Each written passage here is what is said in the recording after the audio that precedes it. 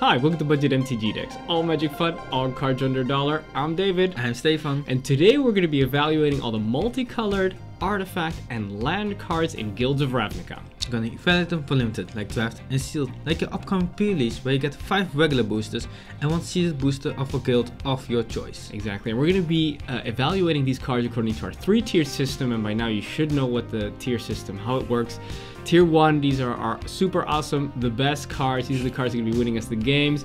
Our bombs are unconditional removal. Tier 2, these are very solid. If we got multiple of these cards, they push us into the color. Otherwise, if we're already in that color, they're auto includes. Tier 3 are filler cards. Make sure we got a nice smooth mana curve. And the last cards, we're just going to put those aside. They don't even have a tier. They're so bad. We're putting those aside, or they're too situational, so you could always sideboard them in later. That is it. So let's start right off with all the common cards. Start off the commons, the guild gates have made their triumphant return, and they're definitely going to be necessary in this set. The first of the guild gates is Selesnya Guild Gate. These are lands. They come in tapped and give us mana of either one of 2 colors which correspond to their guild. So in this case, it's going to be Selesnya is going to give us green and white. Dimir Guild Gate is going to give us blue and black, blue or black. Izzet Guild Gate is going to give us blue or red. Golgari Guildgate is going to give us black or green, and Boros Guildgate is going to give us red or white.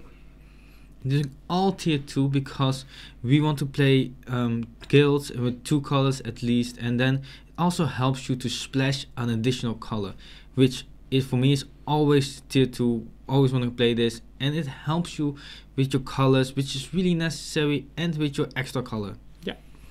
And the next one is Gateway Plaza. It's a gate, and it enters the battlefield tapped, and when it enters the battlefield, sacrifice it unless you pay 1 additional mana, and add 1 mana of any color. So that's also tier 2. I'm always gonna play this actually, because we always want that mana. It will cost you another mana, which sucks, but it's a necessary evil. Yeah, it will help you a lot. Especially, I don't know if I'd include it if I'm playing 2 colors, but we're probably recommending that you play 3 colors in this set, and in that case, I think this this kind of new Trans-Guild Promenade card will be very useful. Up next, Vernati Shieldmate for 1 and 1 hybrid green or white, which hybrid mana means that you can use either one of the 2 colors to cast. So in this case, a generic mana and a green, or a generic mana and a white will be able to cast this. And we're going to get a 2/2 human soldier with vigilance. This is tier 3, very basic, just a 2/2 for 2. It's got slight ability, vigilance. It's not one of the most powerful mechanics, but it's just okay. Yes, if you're in green or in white, you can just put this in as a filler card. Yeah. Fresh-faced recruit. 1 and hybrid red or white. A 2/1 human soldier. As long as your turn, fresh-faced recruit has first strike. It really sucks that it doesn't have first strike on the defense, but Boros wants to attack, so you get a first strike on the attack. Still a decent filler. It's a 2 powered with upside. Yeah. Goblin Electromancer is up next for a blue and a red. So for 2 mana, we get a 2/2 Goblin Wizard, and instant or sorcery spells you cast cost 1 less to cast. This is tier 2. I mean, if without the ability, it would just be a filler card, 2/2 for 2. However, all our removal essentially is going to be mostly instants and sorcery, so it's nice to have that little cost reduction. And if you are in blue and red, so if you're Izzet, then just auto include it. Yeah, because Izzet also wants the instant sorcery, so you probably be a little bit more heavier, and then the cost reduce is so nice. And then we have lockets with all artifacts. They all cost 3 mana, and they tap for the corresponding guild colors. And for 4 of the hybrid colors, you can tap it and sacrifice it to draw 2 cards. So they have the Selesnya Locket, tap for a green and a white, a Demon Locket, tap for a white, for blue and a black, and Izzet Locket for a red and a blue, and I have Boros for white and a red, and a Golgari for black and a green. Yeah, and these are also all always tier 2. Just pop them in if you're playing those gates, because it does 2 things that you want to do. Actually, it does 3 things that you want to do. It does mana fixing, it does mana ramp, and it draws you cards later on when you're mana flooded. So what's not to love? Exactly, it's just so good. Centaur Peacemaker is up next for 1, a green, and a white. So for 3 mana, we get a 3/3 Centaur Cleric. Now, usually when we pay 3 mana for 3/3s, there's a pretty big downside to them. However, this one, when it enters the battlefield, each player gains 4 life. Now, that's not really a downside. So actually, this is pretty solid. I would I always include this? I don't know. If you're in white and in green, I think I might always include it. Or do you think it's just too much of a filler because the ability is not very relevant? The ability is not really that relevant. The ability is not relevant, no. Nah, 3/3 for 3, right, yeah. It's still a really good filler, but giving someone 4 life, gaining 4 life, it doesn't really change anything. No, it doesn't change anything, absolutely. So that's why I think still a really good filler, because you got the big body for that really good cost, but it doesn't really push me into getting that. Yeah, the way you have to look at it is, if we would open multiples of these, would it push us into Selesnya colors? And I don't think so. I don't think so. It's still just a filler card, absolutely, yeah. But yeah, if you open 3 of them, it's still really solid, but I wouldn't think maybe I should play Selesnya. No, absolutely. Okay, you're right. Notion Rain, 1, a blue and a black, is a sorcery, survey 2, then draw 2 cards. Notion Rain deals 2 damage to you. I like this one. I always want to play this because you survey 2, and then if you you can look up to 4 cards, and that is so important if you want to dig through your deck, and this is the card that digs so deep for a little cost. And 2 damage, I'm okay with that. Yeah, that's not even relevant. This is, if you're in Dimir colors, then you just always put it in. Yeah. Sky Knight Legionnaire for 1, a red, and a white. We get a 2/2 Flying Haste Human Knight. This is another card that I say tier 2. I love my 2-powered flyers. I think maybe I like them a little bit more than Stefan does. I just seen them do so much work. This one comes in super early. It even attacks already on the turn that it comes in and keeps on attacking turns after that. And I think if you're already in Boros colors, yeah, wow, I would definitely always include it. Tier 2. Astral Trooper, 1 and a black and a green, a 2/2 zombie soldier, and you can discard a creature card. Astral Trooper gets +2/+2 and gains trample on the end of turn. Activate ability only once each turn, which means you can do it instant speed, but you need to discard a creature card. And I don't know if that's good enough, but for this body and this ability, I think it's still a decent filler, because you can still do a lot with this card. Yeah, I think mostly in the bluffing department, you'll be able to get a lot of value out of it. But on the other hand, you know, there could be situations where it's clear that you just don't have the ability to do that, and it's just dead, just sitting there.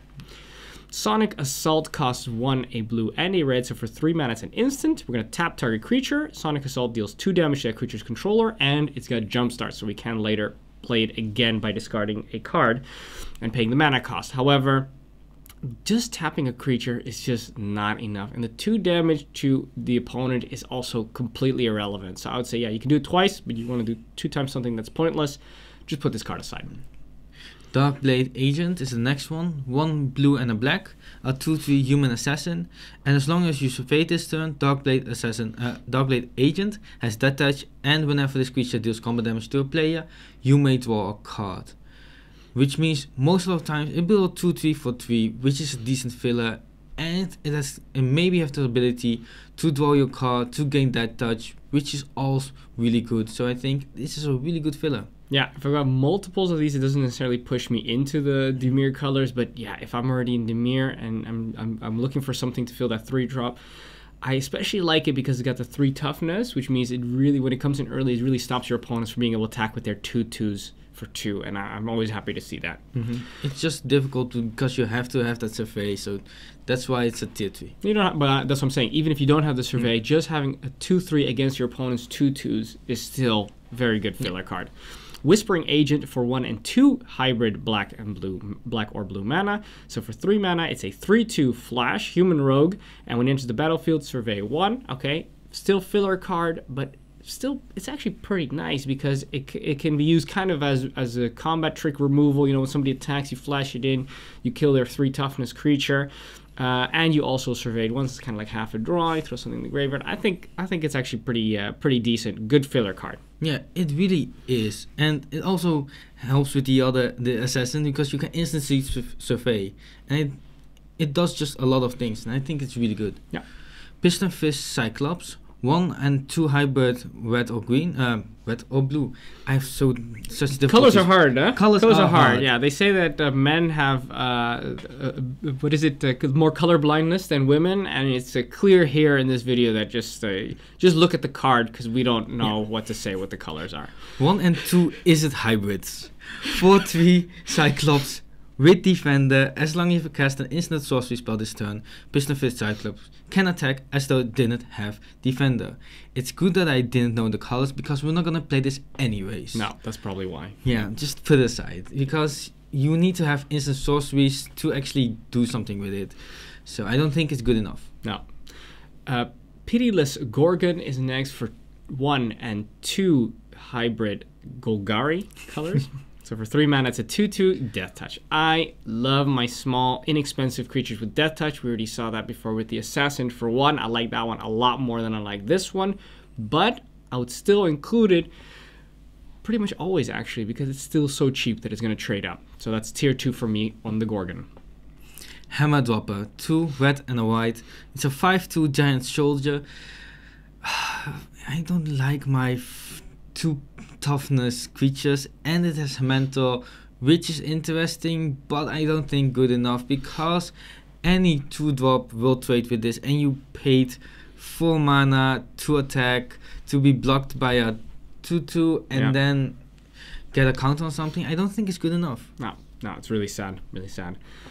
Rhizome Lurcher for 2 and a black and a green. So for 4 mana, it is a 2/2 fungus zombie. It's got undergrowth though, so we're going to count the number of creature cards in our graveyard, and then it's going to get +1/+1 for each one of those. So that's the real question with this card. How big is it going to be? Early game on turn 4, you pop it in. Is this going to be a 2/2 guaranteed? So that's just not good. It's only really good late game. I'm very hesitant to play this card. I am putting it in as a tier 3 filler card because it does have potential, but I would be, I'm scared to play this, actually this card, because I'm just afraid that I'll always have it as a 2/2 for 4. Yeah, if you have 2 creature cards later in the game, then it's pretty decent, and that's why it's still in the filler category, but otherwise, just don't. Yeah. Sumala Woodshaper, 2 and a green and a white. A 2/1 elf druid, and when she enters the battlefield, look at the top 4 cards of your library. You move your creature card or enchantment card from among them and put it into your hand, and the rest on the bottom of your library in a random order. 4 mana, 2/1. I don't like the body. You can draw something, a creature enchantment, but is that good enough? And I still don't think it is. So just put it aside. Yeah, the cards, when they replace themselves, we usually still want the body to be okay for it to be at least a filler card, and this is just not the case. Undercity Uprising for 2, a black and a green. It's a sorcery. It says a creature you control gain Death Touch until the end of turn, and target creature you control fights target creature you don't control. Okay, this is tier 2. This is almost unconditional. Removal is still conditional because we still require creatures to be able to fight, but unlike a normal fight mechanic, the creature that we're going to be using to destroy a creature of our opponent doesn't actually need to be bigger than our opponent's creature, or at least equal. Because it gives, now all our creatures have Death Touch, you'll always be able to kill something. You make sure your smallest creature can kill their biggest creature, and then you can swing it with the team, and everything will trade, regardless of the power and toughness. So I think this is, I think if I'm in Golgari colors, I would always play this. Yeah, it's really cool because you dissuade your opponent to block because everything will die from it at their end. Beautiful. Artful Takedown, 2, a blue and a black. Instant, choose 1 or both. Tap target creature, or target creature gets -2/-4 until end of turn, which means it is removal, instant speed, plus it can get rid of a blocker. So on attacks, you remove something, tap something, attack for a lot. I think it's really nice, especially because it's always removal. Yeah. This is the kind of stuff that you would think Boros would require, you know, to be able to get in a little bit more frequently. But yeah, Demir's got it, so too bad. Garrison Sergeant for 3, a red and a white. So for 5 mana, we get a 3/3 Viashino Soldier, and this guy's got double strike as long as you control a gate. Now, we've been doing a little bit of thinking about the gates. How many are we going to be having? We think we're probably going to be having 2, maybe 3 in our decks. I think so. There is a chance that late game this thing will have it. But on the other hand, if you don't, then it's just 5 mana for a 3/3 is simply not what you want to be paying for, and in the likely event that you don't have a gate on the battlefield, it's really not doing enough. So I would just put this card aside. Yeah, I put Hypothesis. 3 blue and a red, instant, draw 2 cards, then you may discard a non-land card. When you do, Hypothesis this 4 damage to target creature. Instant speed, that's pretty cool. I really like it because you draw cards, then you may discard a non-land card. If you don't, you don't have to. You don't deal damage, but it's still drawing cards. Yeah. Also, you have to announce your target before you cast it. When you cast it. So if you don't have any non-land cards in your hand, you might still not do anything. But yeah, it's really important to think, I still have to target before I cast this. Yeah. But I mean, think about how good it is. It's drawing cards and it's removal in one. Yeah, no. For me, it's always a tier 2. It always gonna play this because it does everything I want. It is removal and draws me cards. Absolutely. And of course, this is in Is It colors, which means that you could discard a Jumpstart card, for example, so it's not even that bad. Oh, that would be really nice. Yeah. Rosemane Centaur is the last of our common cards for 3, a green and a white. So for 5 mana, it's a 4/4 Centaur Soldier with Convoke and Vigilance. This is tier 2. This is really good power and toughness, and actually the ability is negligible, but the Convoke means that you're going to be casting it for much less, and it's going to give you a great body for a very inexpensive cost, and I think that makes it tier 2. Yeah, and especially with such a big body and Vigilance. That's really nice. Yeah, super good. All right, that is it for the commons. Let's have a look at the uncommons. Our first uncommon is Wand of Vertebrae. A 1 mana artifact and can tap to put the top card of your library into your graveyard, and for 2 mana tap, exile Wand of Vertebrae, shuffle up to 5 target cards from your graveyard into your library. All the abilities are not really that relevant, so just put it aside. Yeah, we don't really need to discuss it, it just doesn't do anything. Yeah. Silent Dart is up next. For 1 mana, it's an artifact, and for 4 mana and tapping it and sacrificing it, we can deal 3 damage to target creature. Yes, it's a bit expensive. Yes, it doesn't do that much, and yes, it doesn't give you reach because it doesn't hit the opponents, but you know what? It's still a filler card for removal. Sometimes you just need something it's a little extra cards that deal damage and are able to deal with their opponent's creatures, and this card just does do that. So don't be afraid to include it in your deck if you're running low on premium removal. It's 5 mana, 3 damage, but hey, sometimes you need to remove something, and if you don't have anything better, you got this. Yeah. And then we have split cards, which means there are 2 cards on 1 card, and you can cast one or the other. And the next one is Status to Statue.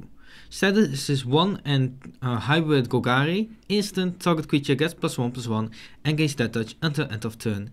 Instant speed, I like this one a lot.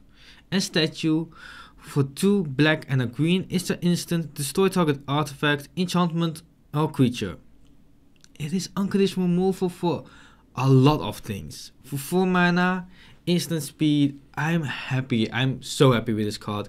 Tier 1, always gonna play this. If I see this, maybe I'll play Golgari. Yeah, it is that powerful. Amazing. Up next is another split card, Integrity to Intervention. Integrity costs 1 hybrid red or white. It's an instant. It gives target creature +2/+2 to the end of turn. We discussed this already. Our combat tricks that cost 1 mana, we're always very happy with those as long as they give us a boost of more than +1/+1. This one does exactly that. I'm very happy playing this. Intervention costs 2, a red and a white. So for 4 mana, it's also an instant. Intervention deals 3 damage to any target and you gain 3 life. So that's a Lightning Helix right there. And that is, of course, a very good card. Gaining the life isn't that fantastic, but 3 damage for 4, I'm quite happy with that. I think both of these sides can see play.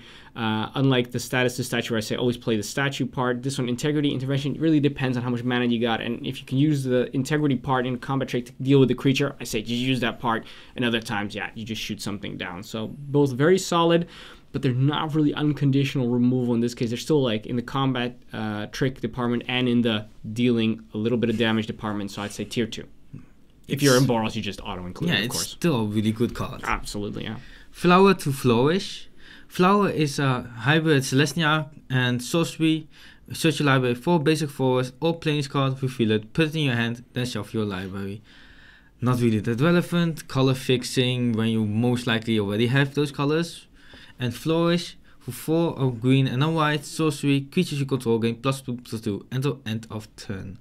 Most likely have like 2 or 3 creatures. And then for 6 mana, I don't think it's good enough. No. So just both of them not good enough, just put it aside. Yeah, the sorcery speed also really hurts it. Yeah.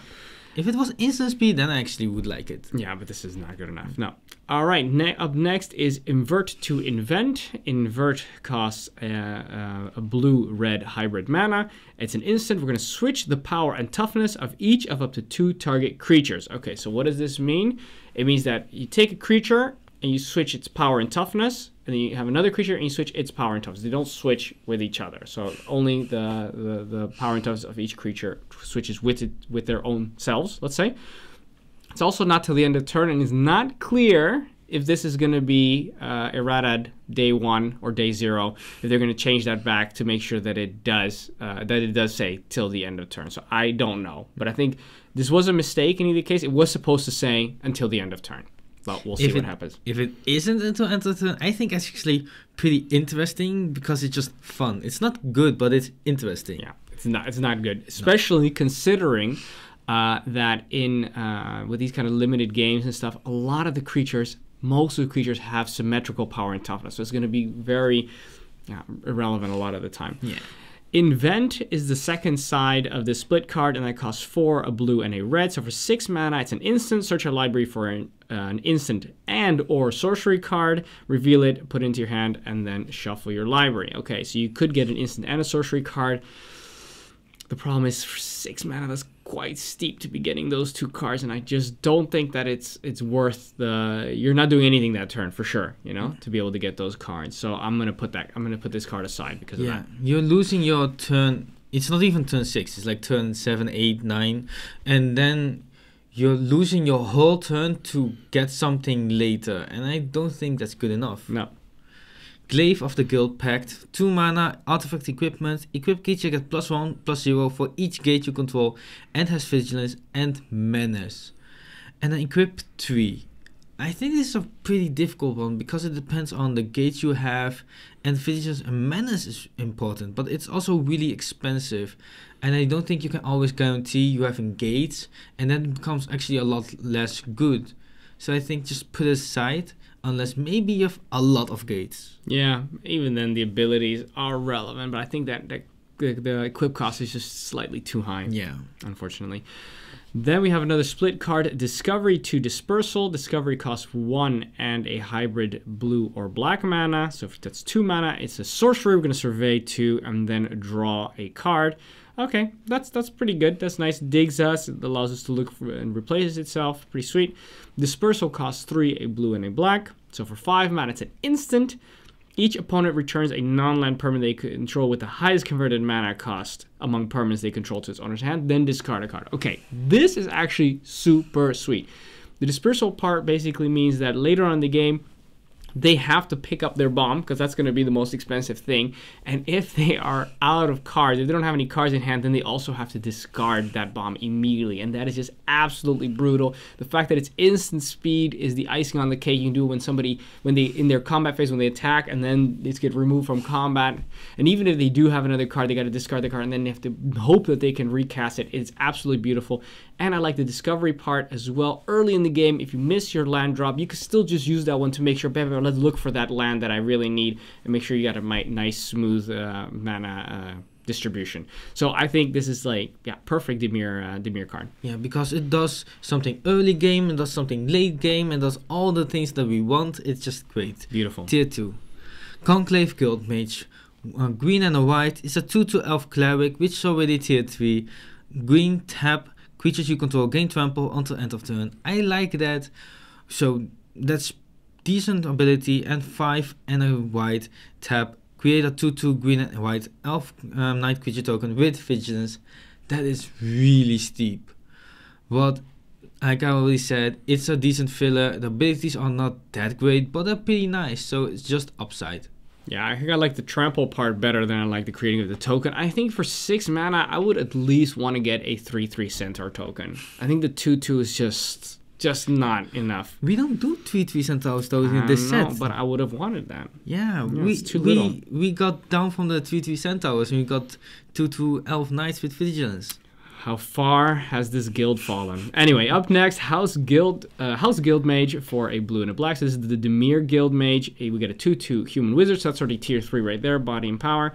For 1 and a blue and tapping it, target creature doesn't untap during its control's next untap step. Okay, cool. So that means that if they attack with something, that means that we can basically keep that thing shut down into perpetuity as long as we just keep on paying the 2 mana and tapping this guy. So that is offensively good. Then for 2 and a black and tapping it, we can survey 2. Okay, we're not going to be doing that. Bam, we're going to be digging through our deck. We can dig every single time. I mean, how awesome is that? I think this is tier 2. If I got multiples of these, I'm playing Dimir. If I'm playing Dimir, this is auto-include. Fantastic card. Yeah, both these abilities are really relevant and they're aggressively casted, so this makes it so much better than the other one. This thing is laughing its butt off at Conclave Guild Mage, unfortunately. Then we have League Guild Mage, a blue and a red. It's a 2/2 Human Wizard for 3 and a blue tap, draw a card. I'm okay with that. I'm really okay with that. For 4 mana, it's a bit much, but drawing a card, I'm always happy with that. And X red tap, copy target instant or sorcery spell you control with confirmed mana cost X. You move to choose new targets for the copy, which is really interesting with the combat tricks we have. If you have a lot of mana, it may even copy your removal, so that is so insane. Tier 2, I really like this one. Beautiful. Then we have Legion Guild Mage for red and a white. So this is the Boros Guild Mage. You get a 2/2 Human Wizard, and for 5 and a red, so for 6 mana and tapping it, deals 3 damage to each opponent.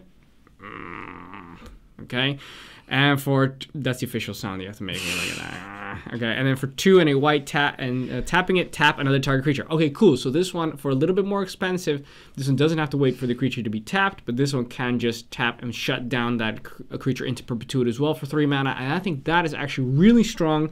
Being able to shut something down, it's basically like removal on a stick. And if something better comes along, then we're going to be getting that thing, make sure that it's tapped all the time. So that's very versatile. Tier 2, always included if you're in Boros.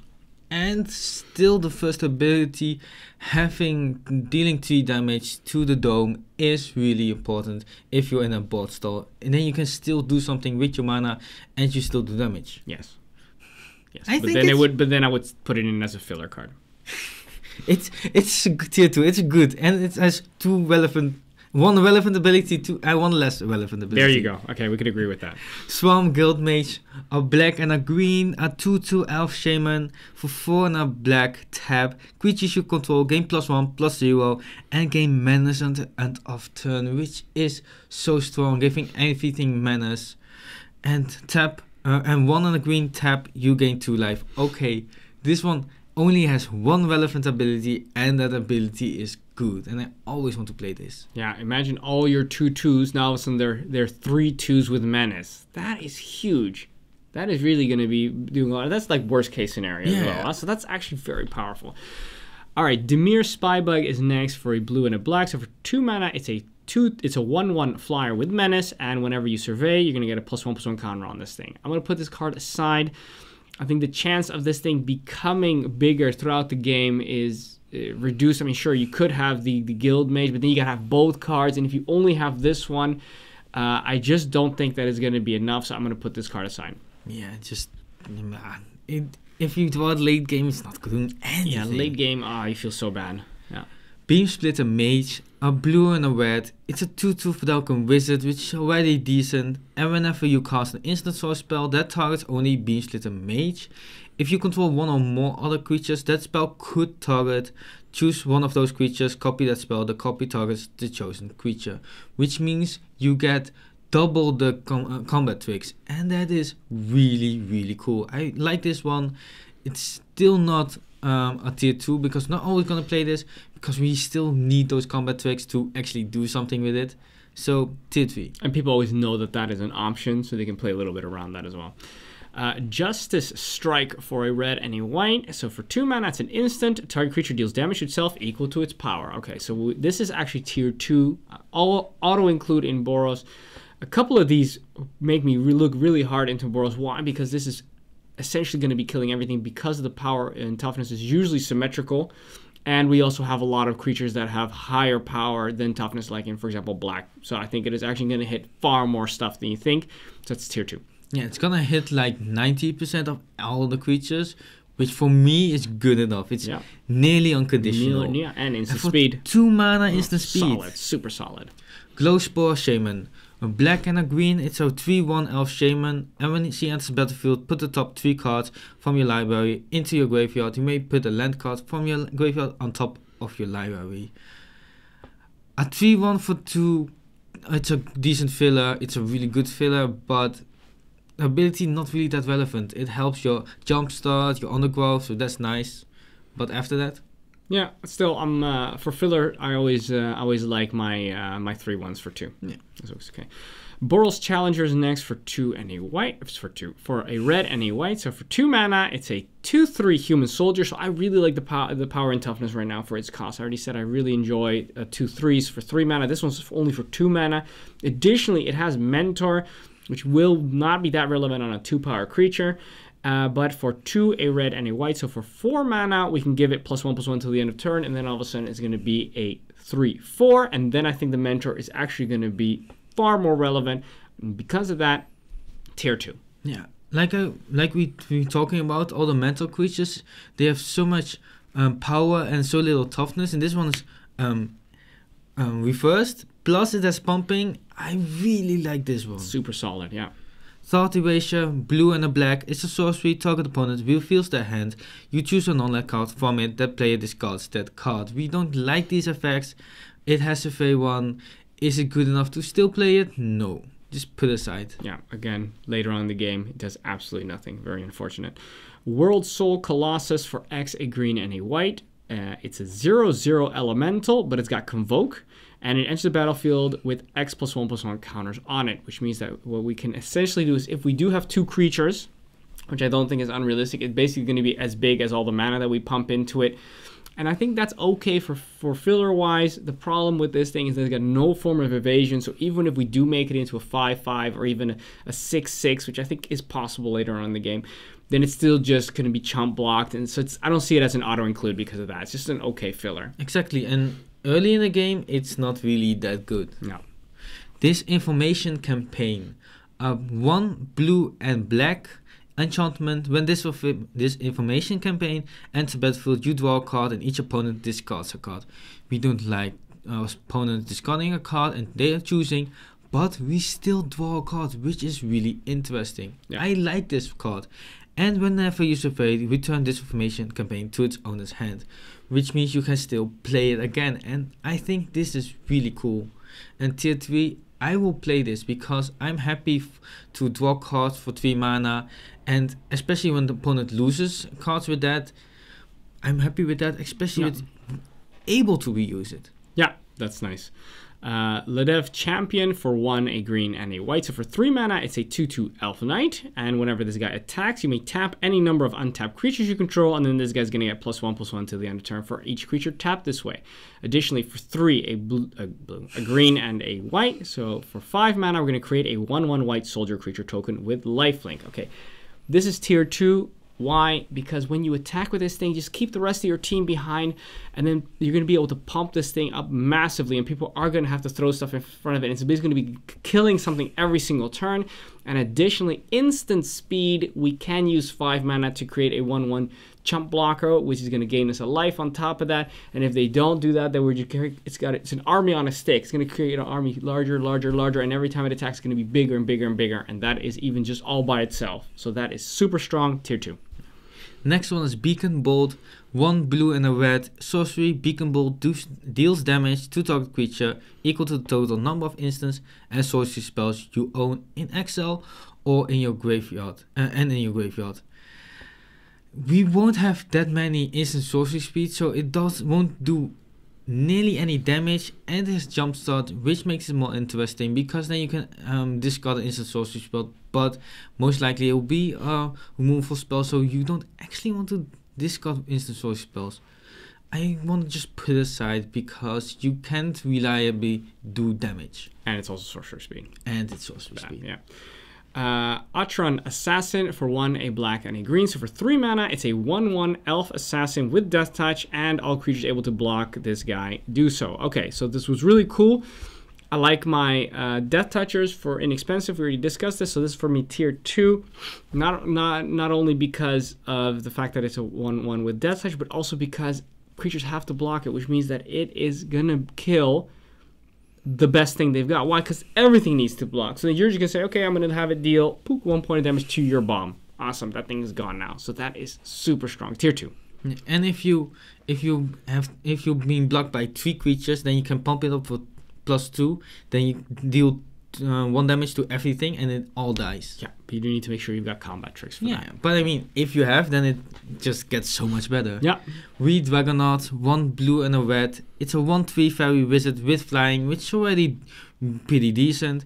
And whenever you cast an instant sorcery spell, we Dragonauts get +2/+0 until end of turn.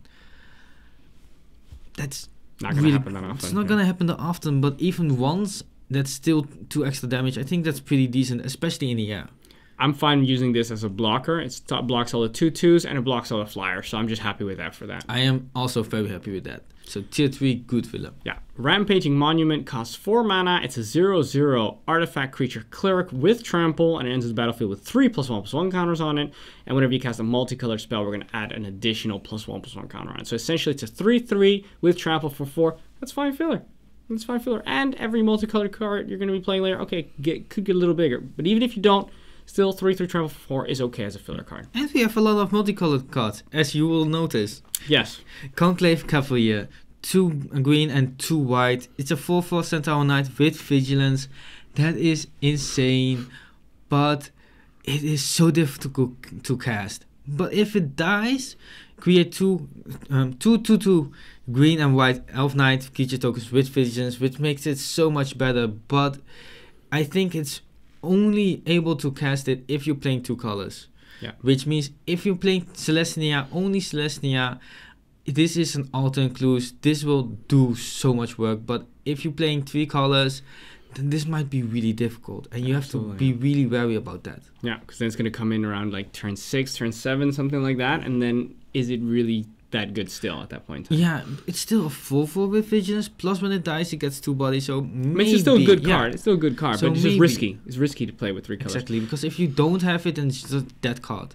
Yeah, Nightveil Predator is very similar for 2 blue and 2 black. So for 4 mana, it's a 3/3 flying, death touch, hexproof. This thing is insanity. If I've got this card, it really makes me consider thinking maybe I should just play Dimir, because this is so strong. It trades with anything.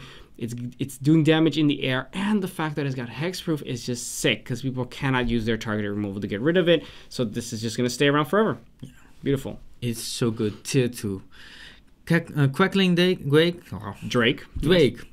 Quackling Drake, 2 blue, 2 red.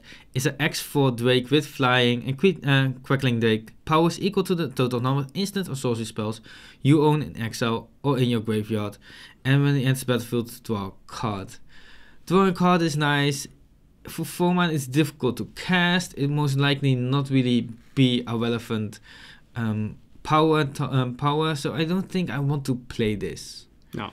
Because the Wee Dragonaut was castable, and with this one it's difficult to cast, so you can't reliably get it on turn 4, and after that it just gets worse and worse. So just put it aside. Yeah. Then we have a True Fire Captain for 2 red and 2 white. So for 4 mana, we get a 4/3 Human Knight with Mentor. Now this thing's got a lot of power, so the Mentor is relevant. And when it is dealt damage, it does how much damage to target creator. So target player. So then when it gets hit, it's actually going to go out swinging and deal some extra damage.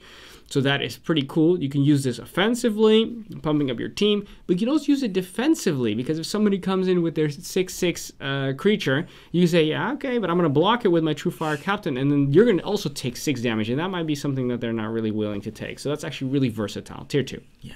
Gogai Findwalker. 2 black and 2 green, 3/4 Elf Shaman. When she enters the battlefield, return target permanent card from your graveyard to your hand. which will get you to bomb or something else. And for this mana cost, a 3/4 is pretty decent. So you get so much value out of this tier 2. I will always gonna play this if I'm playing Golgari. Yeah, but I don't think it would force me into playing only Golgari if I had this card. That's true. Yeah. Join Shields is next for 3, a green and a white. So for 5 mana, it's an instant. We're going to untap all creatures we control. They gain hexproof and indestructible until the end of turn. So this is basically a combat trick. Make sure your stuff just will not die that turn. It is a lot of mana to keep open, and it doesn't pump your team. So the real question is it worth it to have this much mana open for this combat trick? And I really hesitant. I think I would rather not include it and do something else for a little bit cheaper. I know, it's because the ability is so good, because untapping, hexproof, indestructible, it does so much, but the other cost that was so that costed so much, we actually would win the game with the 3 times pumping it up, and this one doesn't really. So make sure we don't lose the game, but that's different than winning the game. Exactly, and that's why I just want to say, just don't play it, play something else. Yeah, like I like the cards that stop people from blocking, like the red one that we have, for example, that really, or gives all your creatures menace, that kind of stuff, that really can win you the game. This won't do that. Yeah, exactly. Gatekeeper, Gargle, 6 mana, a 3/3 Gargle with flying, and he enters the battlefield with a +1/+1 counter for each gate you control. It's really expensive. It's at least a 3/3 flyer, which is pretty decent, and it gets bigger. So I think tier 3 is a little bit swingy on how big it is. Yeah, agreed. Swath Cutter Giant for 4, a red and a white. So for 6 mana, it's a 5/5 giant soldier with vigilance. Bam! This thing's going to be doing work. And when this guy attacks, we're going to deal 1 damage to each creature defending player controls. Bam! That's also going to be super brutal. So this is tier 2. If I got this card, I'm looking at Boros colors, because this is definitely what you want to be playing on turn 6. Attacking with this on turn 7 is going to be absolutely insane. Not only because you're going to be wiping out all those 1 toughness creatures, but also all those creatures that have more toughness are going to have such a hard time blocking the rest of your team, because they'll already have that 1 point of damage on them. So that is absolutely brutal. Great art, great card, tier 2. Yeah. Molder Hulk. 7 black and a green, a 6/6 fungus zombie with undergrowth, and this spell costs 1 less to cast for each creature card in your graveyard. And when he enters the battlefield, return a land card from the graveyard to the battlefield. That will not really be relevant most of the time. And for 9 mana, 6/6, I don't really like that. It's gonna be cheaper, but how much cheaper will it be? And it still doesn't really have evasion or anything. I think you just don't want to play this, just put it aside and find something more reliable. Yeah, so disappointing, this card. Really. If it would at least return target non-land permanent from the graveyard to the battlefield or something, you know, but this is just... That would be really insane. No, that's... Yeah, but look how expensive this card is. You should do something. Yeah, but it's expensive because it gets cheaper, so... Yeah, it's not going to get that much cheaper. Not much. No, it's still going to be super late game that you play this. That is it for the uncommons. Let's have a look at the rares. We're going to start off the rares with the guild-specific shock lands. Each one of these can give us either color of its corresponding guild, but they come in tapped unless we allow them to shock us by dealing 2 damage to us. So that's a nice little option we've got there. The first one is Temple Garden. This one gives us green or white. Then Watery Grave gives us blue or black. Steam Vents give us blue or red. Sacred Foundry gives us red or white, and Overgrown Tomb gives us black or green. Yeah, and they're all tier 2s, just like the gates, but this has the upside that it can get untapped if you want it. But we had some gate-related cards that these don't trigger on because these are not gates. So, good point, yeah. Give or take. I still think these are better. Yeah, they're definitely better. Exactly. Yeah. The next one is Guild Mage's Forum. It's a land, tap to add a colorless, and 1 tap, add 1 mana of any color. If that mana is spent on a multicolored creature spell, that creature enters the battlefield with an additional +1/+1 counter, which is really nice, the +1/+1 counter, but I think it's not gonna be relevant most of the times. But filtering, I think, is important, because then you get your mana fixing, and I like my mana fixing. Yeah, for me, it's a tier 3. I also think it's a tier 3, but I'm really never really that happy in filtering, because it always costs us an extra mana to be able to filter, because this land is then not producing mana by itself when it's filtering. That's true. I don't know. Take it. It's a difficult one. Take it if you're playing 3 colors, probably, anyway. It's 2 colors, you don't want it. Definitely not, no. Chamber Sentry is next. For X, we got a 0/0 creature artifact construct. It enters the battlefield with a +1/+1 counter on for each color of mana used to spend. So it's not for each mana to spend, because it's easy to make that mistake. And it also states that for X and tapping it, we're going to remove X +1/+1 counters from it and deal X damage to any target. And for 1 mana of any color, we can return this card from our graveyard back to our hand. Okay, so there's a lot of different stuff. Just pumping a lot of mana into it won't make it really big. We got to play as many different colors as possible to make it large, and then it doubles also as removal, but then we got to pay that same amount of mana again to remove those counters. So yeah, it's a difficult card to play. The more colors you play, the better it gets. I think at 3 colors should be okay, but pretty hesitant to play this card, actually. For 3 colors will be okay, because it's a 3/3 for 3, which is decent. And then for 3 mana, you can deal 3 damage, which means you can block and deal 3 damage to a flyer or something like that, which is really nice. Yeah. And also, maybe I should play 5 colors. You're always playing 5 colors. You should definitely auto-include it. For Stefan, it's auto-include. For me, it's a filler card, and I'm, only if I'm playing 3 colors. Yeah, probably. It's still the removal and a decent body. 2 colors, I still will be okay with it. Yeah, because then 2/2 for 2, and then for 2 mana dealing 2 damage. Yeah, exactly. You're okay. Yeah, filler card though. Yeah, it is a filler card. Yeah. Next one isn't a filler card. Assassin's Trophy. A black, a green, instant speed, destroy target permanent opponent controls, destroy anything, and its controller may search the library for a basic land card, put it into the battlefield, then shuffle that library. Yeah, for basic land, but I kill your bomb, I kill everything I want. For 2 mana, instant speed, tier 1, this is the greatest thing ever. Yeah, it is absolutely amazing. Tier 1. Firemind's Research for a blue and a red. It's an enchantment. Whenever you cast an instant or sorcery spell, you're going to put a charge counter on this card. And for 1 and a blue, we can remove 2 charge counters from it to draw a card. And for 1 and a red, we can remove 5 charge counters from it to deal 5 damage to any target. You're never going to have that many charge counters on it, because you're only going to have a limited amount of instants and sorceries. So this is a great commander card, but put it aside for limited. Exactly. And the next one is Expansion to Explosion, which sounds really nice, but expansion for 2 is a hybrid instant. Copy target instance or sorcery spell with convert mana cost 4 or less. You may choose new targets for the copy, which is kind of interesting if you have a lot of removal or someone else plays removal, but I don't think it's good enough, because if you don't, it still sits there dead in your hand. And I like the other Gold Mage because it still has a body on the battlefield. Yeah. Explosion X, 2 blue and 2 red, instant. Explosion deals X damage to any target. Target play draws X cards. For 6 mana, most of the time we'll probably play for 6 mana. It deals 2 damage to anything and draw 2 cards. I don't think that's good enough. No. So all in all, just put it aside. It's too expensive, yeah.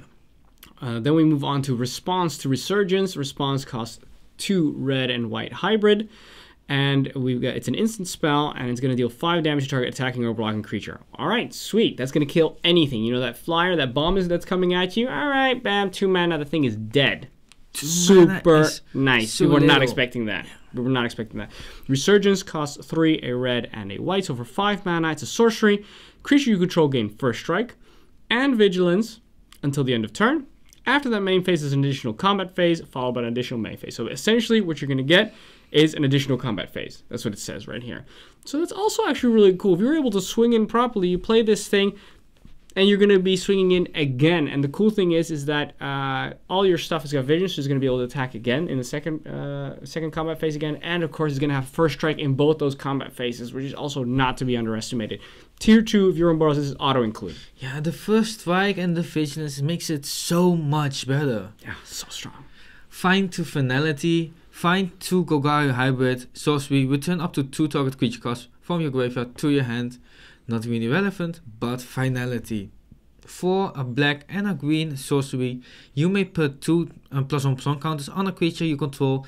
Then all creature gets -2, -4 until end of turn. That is so strong. It is a board wipe, and then you can pump something up which will most likely survive And if it doesn't, it's still a board wipe. Yeah, just imagine just putting, let's say if you got a flyer, that's a little bit, what size would it need to be? 3 toughness flyer? 3 toughness. A 3 toughness flyer, even if it would just have 1 power, then all of a sudden it has 3 power, and then you got nothing, and then you're finishing the game with that. Yeah, you can't attack with it that turn because it will have -1 power. Yeah. But after that, you wipe the board, you have a bigger flyer. Or even just a regular creature. It doesn't even matter. Just anything. Yeah, it's super strong. Yeah, tier 1. Always play. Yeah, it definitely pushes you into Golgari if you got this. Assure to assemble for the Assure part for 2 white or red hybrid mana. It's an instant. Put a +1/+1 counter target creature. White and green? Did I say? What did I say? Red. Ooh, sorry. White and green. Yes, it's getting late already. This is a tough video to make. It's the last one. We can do this. We can do this. All right. We're gonna put a +1/+1 counter on target creature. It gains indestructible until the end of turn. It's a combat trick, but once again, I'd really much rather have more power and toughness pumping so you can at least kill some stuff. Sure, your creature won't die because of the indestructible, but okay. And it's got the assemble part for 4, a green and a white. So for 6 mana, it's an instant. We're going to create 3 2/2 green and white elf knight creature tokens with vigilance. This is really cool because the instant speed, we're putting in 3 bodies, 6 power. That is going to make the combat math really interesting when people are attacking us, and we're going to be able to blow people out because they're definitely not expecting us to have so many blockers. Exactly. And also, instant speed putting 6 power on the board on that turn, which means we can attack with it on our turn. And that changes the math for them too, because they didn't expect 6 extra power, which means you might actually just win outright. Yeah, it's great. Tier 2, absolutely always included in Selesnya. Next one, Swiftblade Vindicator. For a red and a white, it's a 1/1 human soldier. We don't really like our 1/1s for 2, but this one has double strike, and it has vigilance, and it has trample, which means it doesn't even trade with a 2/2. So I'm happy with this. And all the X1s is just like kill you and still do damage. Yeah, it's really nice. It's basically, I see it like as if it would be a 2/2 vigilance trample. It's a fine filler. Right? Yeah, it is more than a fine filler. Yeah. Then we have Imara, Soul of the Accord for a green and a white. So for 2 mana, it's a 2/2 elf creature, elf cleric. And whenever this thing becomes tapped, we're going to create a 1/1 white soldier creature token with lifelink. It's okay, it's just filler. The thing is, it can't just tap and create it. That would be super awesome because it needs to attack or needs to be tapped some other way. So it essentially needs to attack every turn to be able to create that thing. It doesn't come in swinging like what you would expect with Boros creatures or something. I'm just not too excited about it. But it's okay filler just for the power and toughness already. It's a 2/2 for 2. That does a bit more. It's okay. What I do like about this though is when we are in Selesnya colors, which means if you convoke with this, you get so much value out of this. Yeah. I just get really giddy about these things. Yeah, but you can't really build it around you that, can't. It's just the extra value. I like my extra value. You know that. I agree. Yeah. Chromatic Lantern, 3 mana artifact. Lands you control have tap. Add 1 mana of any color, and tap. Add 1 mana of any color, which means it's color fixing you, it's mana ramping you. This is great. Tier 2, always gonna play this. Yeah. And you're always playing it because it's you can play with any color. Exactly. So you're always playing it, period. Always play it, yeah. Knight of Autumn costs 1, a green and a white. So for 3 mana, we get a 2/1 Dryad Knight. And when it enters the battlefield, we can choose to either destroy target artifact or enchantment or gain 4 life. Okay, those are not going to be very relevant, but how we're going to be picking it, usually in limited, is putting 2 +1/+1 counters on it, making it a 4/3 for 3 mana. That is insane. Yes, this kind of card pushes me into Selesnya. A couple of these definitely makes me want to play that because it's just an insane power and toughness for that cost. It really is.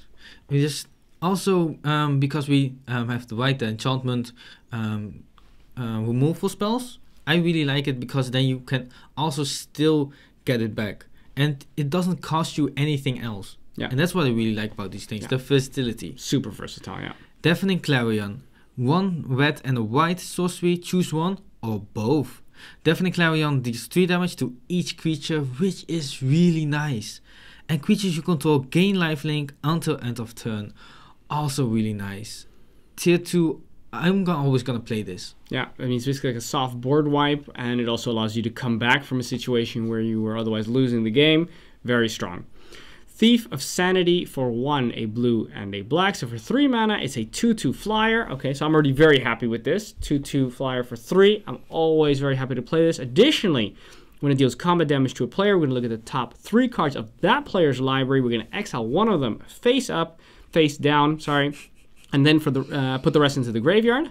For as long as that card remains exiled, we may look at it and cast it, and we may spend mana as if it were mana of any color. So essentially, this thing's going to come in early or even late, doesn't matter. It's got evasion. We're attacking every time we're looking at those 3 cards. The best one, we're going to be like, ooh, I'm going to play this one later. The rest goes into their graveyard. That helps them a little bit, but the fact that then we can use mana of any color to be playing cards is essentially drawing us from their library.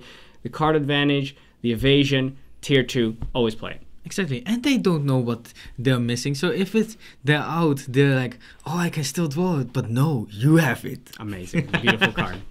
Channel Troll, 1 black and a green. It's a 4/4 troll with trample. That is insane. So it must have a downside.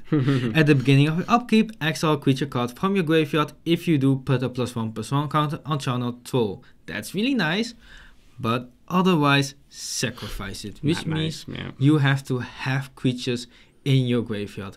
Luckily, it helps you out. For black and a green, discard a creature card, put a +1/+1 counter on Channel Troll.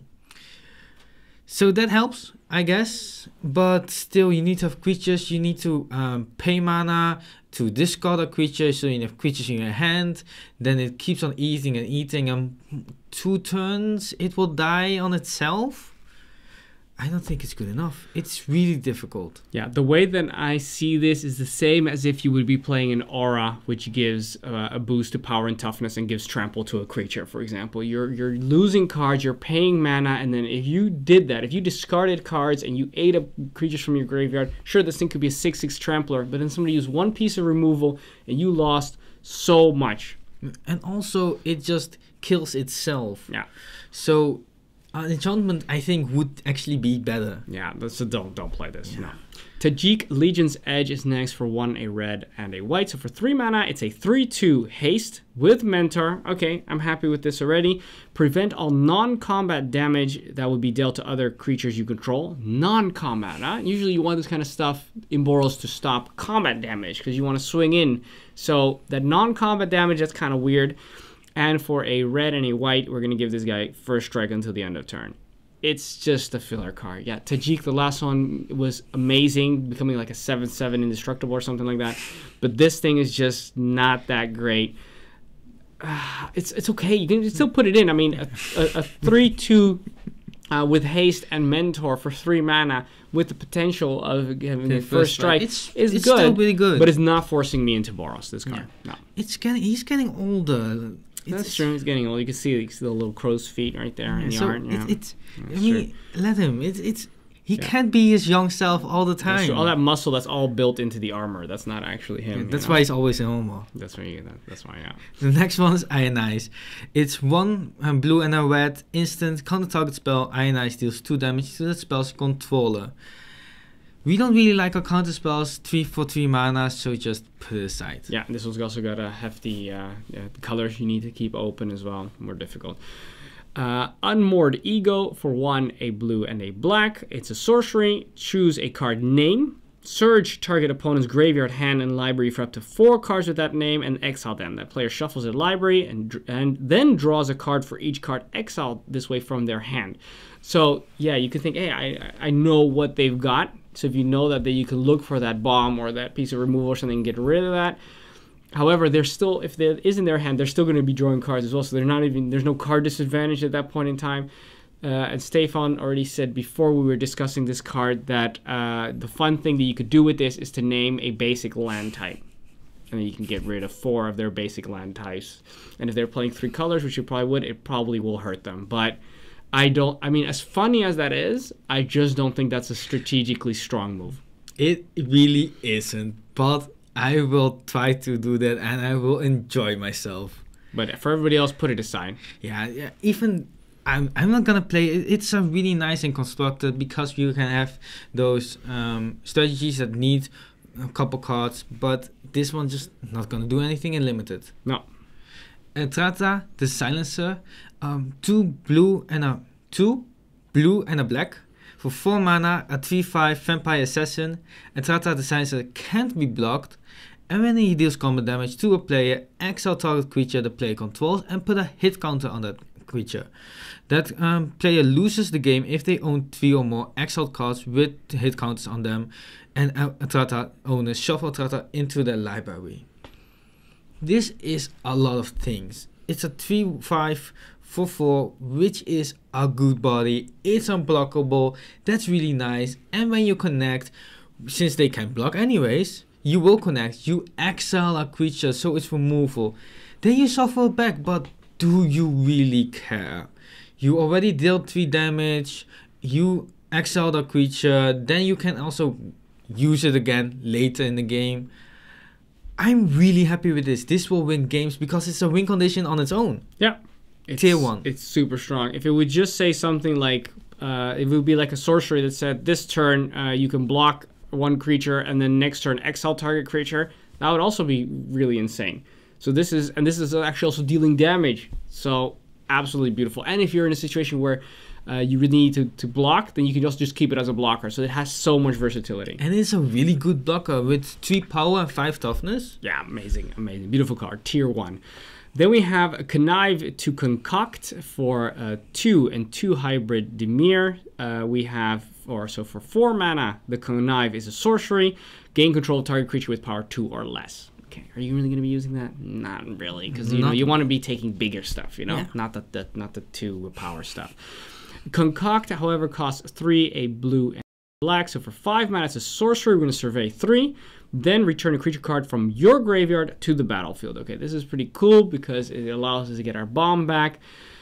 However, is it really that good that we're like, ooh, if we're in the mirror, we're auto-including this? No, not really. It does have a place. It could be used as a filler card, but if there's something better, then just play the better stuff. Exactly, and if you really need an extra person, like extra creature, you can still steal one of your creatures and they lose a blocker or something. So that's also interesting. Yeah, instant speed would have made this tier 2. Yeah. So tier 3, it's still a filler card. Yeah. Camaraderie. For a green and a white is a sorcery. You gain X life and draw X cards. And where X is the number of creatures you control, and creatures you control get +1/+1 until end of turn. That's really nice because we're in Celestia. We will try to get white even if we have 3 creatures. We draw 3 cards, gain 3 life, and we pump the team. It's a sorcery speed, but I think this is pretty decent, especially in Celestia. It will do a lot. Yeah, I'm just happy with the drawing of the cards already for each creature, to tell you the truth. It's going to be solid. Izoni Thousand-Eyed for 2 black and 2 green. So for 6 mana, it's a 2/3 Elf Shaman, so the body's terrible for this cost. He's got Undergrowth, though, which means that we're going to count the number of creature cards in our graveyard, and then we're going to get a 1/1 black and green instant creature token for each one of those. So when it comes in, it's going to give us, 2 1/1s, maybe 3 1/1s. Okay, and additionally, for a black and a green, we're going to sacrifice another creature, gain a life, and draw a card. I do like sack outlets, though, and I think instant speed, being able to draw us a card for all those smaller creatures that we just played, is going to be very solid. The body and how many creatures it's going to give us, I think, is not good. But because of the sack outlet, I would say yes, filler card. Yeah, exactly. It's expensive. It doesn't really have the body on the battlefield, so it's difficult. Niv Mizzet, Baroon, 3 blue and 3 red, which means it will be nearly incastable. But it's a 5/5 dragon wizard. It can't be countered. It has flying. I'm happy. And whenever you draw a card, Niv Mizzet Baroon deals 1 damage to any target, which means you draw a card every single turn. You keep on doing damage. And whenever a player casts an instant sorcery spell, which means you and your opponent, you draw a card, which means you do a damage. It is so insane. Yeah. I love this card a lot. tier 1, this will win you the game, and this will force me to actually look at it, maybe play 2 colors. Only 2 colors, can you believe that? A card that has made Stefan play 2 colors, you've heard it here first. Niv Mizzet Perun.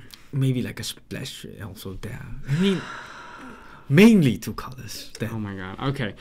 Ignore that, and no, but it's an absolutely amazing card, tier 1. Yeah, I think this is the bomb, as bomby as a bomb. Exactly, gets, yeah. But you still have to get that 2 colors, and that's really important to try to play 2 colors. Yeah. Because this will force you to do it. Yeah. Because also the instant speed removal will draw your card, will do you damage, which means you didn't actually lose much. It's really, really good. All right, that is it for the rares. Let's have a look at the mythics. Our first mythic is Lazav the Multifarious for blue and a black, a 1/3 which is already pretty decent, shapeshifter, and when he enters the battlefield, survey 1. Also really nice. X, Lazav the Multifarious, becomes a copy of target creature card in your graveyard with confirmed mana cost X, except its name is Lazav the Multifarious, it's legendary in addition to its other types, and it has this ability. It can give a copy of anything in your graveyard, not really relevant most of the times because things have to die. It can survey 1, so you can suddenly put some good card in your graveyard and then immediately transform into it, but most likely not. Still tier 2 because it will become good things when you want it, and instant speed. Yeah, I think what I like about it is that early game it's just a 1/3 for 2. I'm happy with that. And late game potential to be the best thing that was in your graveyard. And every time that something good gets killed, your bombs or something, it can then become that thing as well. So that's pretty sweet. Chance for Glory is next for 1 a red and a white. So for 3 mana, it's an instant. Creatures you control gain indestructible. Take an extra turn after this one. At the beginning of that turn's end step, you lose the game. So essentially, we're going to be all your stuff is indestructible. We're attacking with it. Then we're going to take an extra turn. That's not a combat turn. This is a full new turn. We're upkeep, draw, untap, the whole shebang. We're going to attack it again. By then, if you haven't won, that's it. It's game over. You're dead. So I think that is too much of a risk. How many times are you going to be in a situation where having that extra turn is going to win you the game? I think that it's going to be sitting in your hand the whole time, and you're not going to be able to play it. I think you're gonna play this, and then the opponent will suddenly just get to not survive, and then you screwed yourself over. Yeah, it's just too bad. Yeah, don't do this. Mnemonic Betrayal. 1 blue and a black sorcery. Exile all cards from your opponent's graveyard. You may cast those cards this turn, and you may spend mana as though it was mana of any type to cast these spells. At the beginning of the next end step, if those cards remain exiled, return them to the owner's graveyard and then exile this card. I don't like this because you have to pay 3 mana, then there still need to be good things in the graveyards, and you still need to pay mana for this. So just put aside. That's really too bad, huh? If you could play something for free or something, that would be sweet. Yeah, but get just a little bit of mana from it. Yeah. March of the Multitudes costs X, a green and 2 white. It's an instant with Convoke, and we're going to create X 1/1 white soldier creature tokens with a lifelink. Okay, so instant, I like that about it. I think the Convoke also helps it so that we can kind of mitigate the cost. However, they are just 1/1s on the block. It's cool because you can get all these 1/1s that you can use, but you're also going to be tapping your normal blockers to be able to cast that stuff. So I don't know how much value you're going to be getting out of that. I think it's a fine filler, but for a mythic, I definitely don't think it's something that would push me into Selesnya. Not exactly, and it also costs X and 3 mana, so that's also 3 creatures less. Yeah. Next was Froska Gogai Queen. It's a planeswalker for 2 black and a green. Froska comes in with loyalty 4, and +2. You may sacrifice another target permanent. If you do, you gain 1 life and draw a card. So you can sacrifice lands or small creatures. You gain a life, draw a card, but you can also don't do it. Just plus her. So that's also nice. And -3, destroy target non-land permanent with confirmed mana cost 3 or less. Removal, always happy with that. And -9, you gain an emblem with whenever a creature you control deals combat damage to a player, that player loses the game. Which is a throwback to the first Froska. And if you get 1 damage with any creature, you win the game. Tier 1, it draws you cards, it destroys stuff, and it wins you the game. everything you want. This is an amazing Planeswalker. And also for only 4 mana, it is absolutely ridiculous. 4 mana and 4 loyalty. So this is... first turn, it gets 6 loyalty. Yeah, this card wins games by itself. Yeah. Aurelia, Exemplar of Justice, is next for 2, a red and a white. So for 4 mana, it's a 2/5 flying with Mentor. At the beginning of combat on your turn, we're going to be able to give up to 1 target creature, +2/+0, trample if it's red, and vigilance if it's white. So essentially, what you're usually going to be doing is turning this thing into a 4/5 trampler, vigilance, flyer with Mentor. You're going to swing with it, no problem, and because it's got 4 power, it's going to be able to mentor something smaller and give it the +1/+1 counter. This card also wins games by itself. Tier 1. Yeah, and it won't die in the air. It will barely die, which means every single turn you're just like attacking with a lot of power and then still mentoring every single turn. Yeah, super powerful. Amazing card. Well, is it Viceroy? It's 3 blue and a red. It's a 5 mana...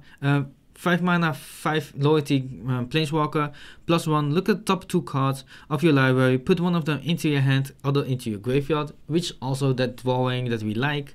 And -3, well, is it Viceroy deals damage to target creature equal to the number of instant and sorcery cards you own in exile and in your graveyard. In limited, we're not really gonna get that, so that's such a shame because it's also that removal that we want, but I don't think it's really gonna do much. It's not the removal that we want. Yeah, it is not the removal that we want, but it's the removal that we're getting. Yeah. -8, you get an emblem with whenever you cast an instant sorcery spell, this emblem deals 4 damage to target any target, and you draw 2 cards, which is really nice if you are instant sorcery heavy, but we aren't. I think I'm still gonna play this because we draw cards. Yeah.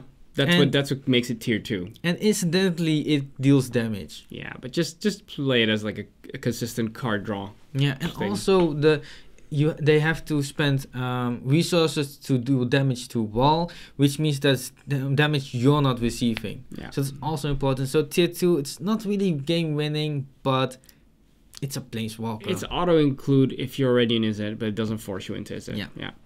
Trostani Discordant is next for 3, a green and a white. So for 5 mana, it's a 1/4 Dryad, and other creatures you control get +1/+1. Okay, cool. I like that. You know, makes all those 1/1s into 2/2s with lifelink. That's pretty sweet. And when it enters the battlefield, create 2 1/1 white soldier creatures with lifelink. Bam. So he's already coming in with a little bit of a team. At the beginning of your end step, each player gains control of all creatures they own. Completely irrelevant. Okay.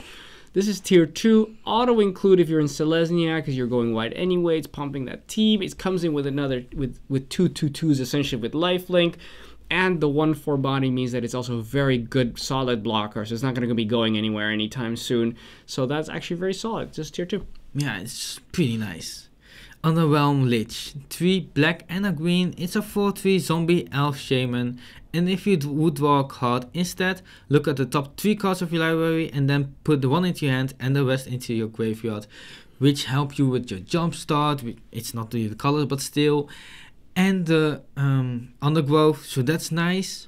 And looking at 3 cards instead of 1 and choosing any of them. Just already digging. Just the fact that you're digging through your deck, looking for those so other bombs and removal, it's absolutely amazing. Yeah.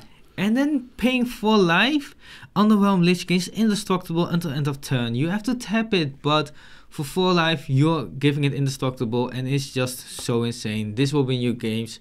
Tier 1. If I see this, I'm gonna play Gogai most likely. Yeah, and what's really cool about that is that even if you block something and then you pay 4 life to give it indestructible and tapping it, the fact that it's tapped doesn't stop it from still being in combat and still dealing its damage. And so it doesn't get like with the old regenerate from the past, you would tap it and remove it from combat, but this one does not. It would only be removed if it did damage, yeah. If it got damage. Oh yeah, of course, yeah. So it still would do damage. It still would doing damage, but this one just makes sure that it just stays in there. It doesn't really matter. All right, that is an awesome, awesome card. Absolutely. Now we move on to the very last of the mythics, and that is 1,000-Year Storm for 4, a blue and a red. So for 6 mana, it's an enchantment. Whenever you cast an instant or sorcery spell, we're going to copy it for each other instant and sorcery spell you've cast before it this turn. You may choose new targets for the copy. So essentially, it's only going to start doing something as soon as you start doing multiple instant sorceries per turn, and this is going to come in turn 6. Too many hoops to jump through. Just put it aside. It's never going to give you any value. Yeah, you used your whole turn to not do anything, and then it's still not going to give you any value. This just feels really bad. It's such a shame that this last mythic, this is the mythic we're going to end on. Yeah, we could just talk about Underrealm Lich again. So Underrealm Lich, it was a really good card. Yeah, and also Vraska, the Planeswalker, also. But this is in the conclusions. All right, let's move on to the conclusions. In conclusion, as usual, this happens every single time when looking at the multicolored cards in a set. The multicolored cards are always more powerful than the monocolored cards. Why? Because they're more difficult to cast, so they're gonna have to make it a little bit of a premium, so the cards are a little bit better. This is no different. The only difference in this set is that we have so many more of them because it is a multicolored set. Which means that we just went through all of them, and the question is really which ones of the color combinations are the best. This is now really just without having played with any of the cards. We've only really looked at them and evaluated them, so this could still change. But my gut feeling says I really enjoyed from the multicolored cards in this set. I really enjoyed Dimir, and I think Golgari also has extremely solid cards in there. Could be that I'm a little bit biased towards the survey mechanic and the death touching creatures, and some of the mythic rares and stuff that I've seen are very, very strong in those colors. So my vote goes to those colors from what I've seen. But what do you think, Stefan? I also think Golgari and Dimir are the strongest colors. We have those black big flyers, we have those blue big flyers. White also has some flyers who move well and everything we want. But I think the mental mechanic is a bit underpowered most of the times. And also, Izzet and Selesnya are really a bit disappointing because we want those big creatures for Selesnya and we don't really see them or go really wide. Yeah. So that's a shame. Also, Izzet, we want to play a lot of instant sorceries in Izzet, and that's not really what we want in our limited game where we want to have solid creatures. So that just really does something counterintuitive. Yeah. Even though I did say that I think Golgari has really solid creatures, I think the mechanic, the undergrowth, is I'm also not excited about it. Very often I think I'm not going to be able to get a lot of value out of it. So then why do I still think Golgari is good? Because those creatures are just by themselves, without that ability, are just extremely solid. And I think you're probably getting that Dimir Golgari combination in there, and maybe the survey with the undergrowth working together might actually make it a lot stronger. So yeah, that doesn't mean that you can't play Boros, because as you have seen, we have seen tier 1, tier 2 Boros cards, absolutely. If you've got those, you're going to have an insane aggressive deck, especially with what we've seen with white, the mono white cards, a lot of small creatures that are actually very well costed. So yeah, Boros can still do quite a bit. Izzet, yeah, naturally if you have all the good Izzet cards, which are going to be removal. Yeah, if you remove all the stuff from your opponents, then you don't have to have the biggest creature. You can just have a regular creature, and then you're still going to be winning the game. And Selesnya as well. Yeah, you might not have the big creatures, but what if you've got lots of small creatures, you pump them up, and then you can use the Convoke to get some of the bigger stuff out there for super cheap. Yeah, it's all still possible. Everything's still out in the open. But if you have to put me in a corner, gun to my head, I'd say Dimir and Golgari. Well, that's kind of what we have to do, because you have to choose your guild for your pre-release. And the thing is, like we said, all strengths and all weaknesses. I think also, what would you prefer to play? Yeah. And I think it's also really important, because you just want to have fun. And still, I think Dimir, Golgari are the strongest colors. Okay, so put them all 5 guilds from your favorite to your least favorite. Put them in order. Dimir, Golgari, Izzet, because I like Izzet. These are the 3 guilds I'm gonna play the pre-release weekend. And then I like Boros and Selesnya, I think I like the least. Okay. Even though I might need to play more green for my color fixing. You might need that, yeah. I think for me it's gonna be Dimir, then Golgari, then Selesnya, then Boros, and then Izzet. Yeah, that's the order. All right. Then if you liked us torturing ourselves, going through all these cards one after the other and sleep depriving ourselves, you think that's worth a buck, head on over to patreon.com/budgetmtgdecks and consider donating as little as $1 a month. And you can also just do it for 1 month, and it's absolutely fine. We really appreciate that. And also thank you to all our current patrons, which make sure that we continue in a state of sleep deprivation, which we really enjoy. Also, join us on the social media, so Facebook, Instagram, Twitter. Talk to us, let us know what you think. Also, let us know what you're going to be playing for your pre-release. And additionally, also talk to us about what you want to be seeing in the future with future videos. So if you want to get into contact with us, then the socials are the place to do it. And also subscribe to us here on YouTube for the most powerful decks and advice everyone can afford. And if you do, hit the little bell button because you'll be part of the notification team. Keep on saying something different. And then you'll get notified when a new video comes out. So that's absolutely great. That's it. Thanks for watching. I'm David. I'm Stefan. And this was Budget MTG Decks.